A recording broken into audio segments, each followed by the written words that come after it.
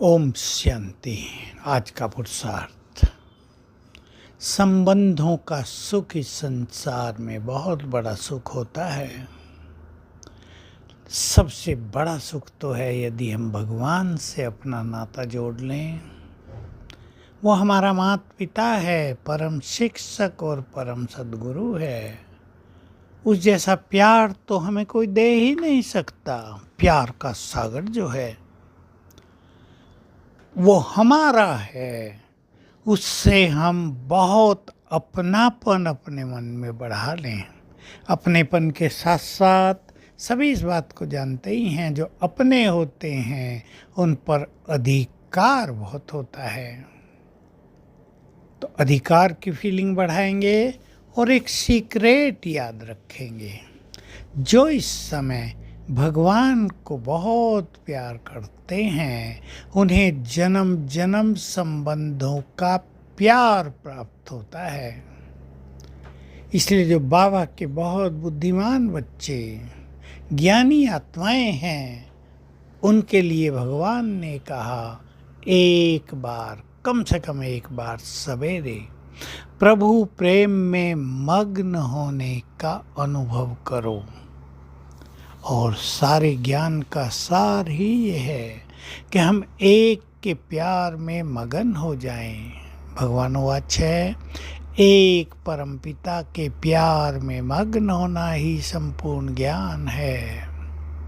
तो हम संसार में ना तो रिश्तों में तो रहते ही हैं, लेकिन यदि उनसे भी हमारा आत्मिक रिश्ता होता है तो हम न्यारे और प्यारेपन की अनुभूति करते हैं। तब ये रिश्ते कहीं भी हमें अटकाते नहीं, फंसाते नहीं, दुखों का कारण नहीं बनते।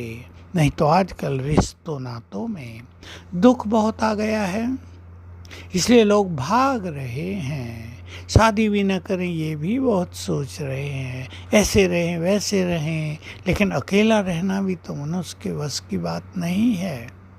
हम सभी अपने नातों को, अपने रिश्तों को स्वीट बनाने का संकल्प करें।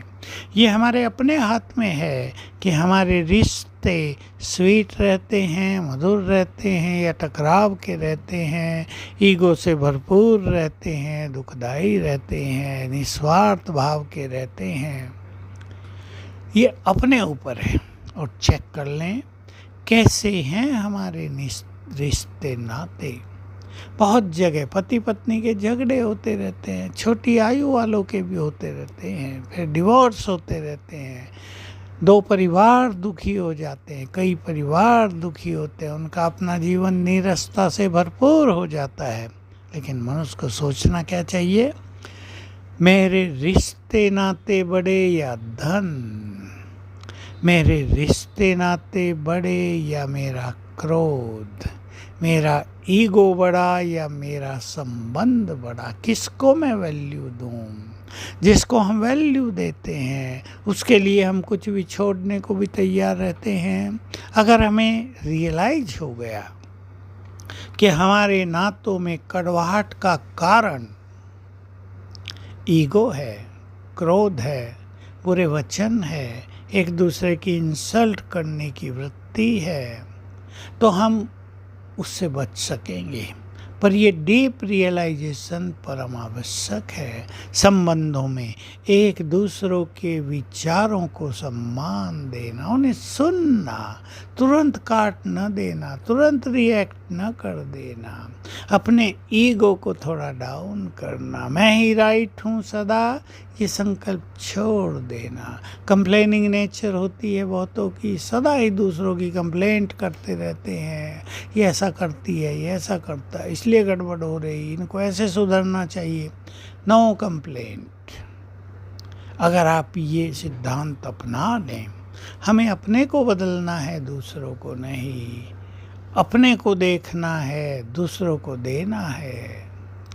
तो ईगो का भी त्याग करेंगे, एक दूसरे के विचारों का सम्मान करना सीखेंगे, क्रोध की अग्नि को शांत करेंगे, अपने बोल को सम्मान और स्वमान से भरपूर करेंगे।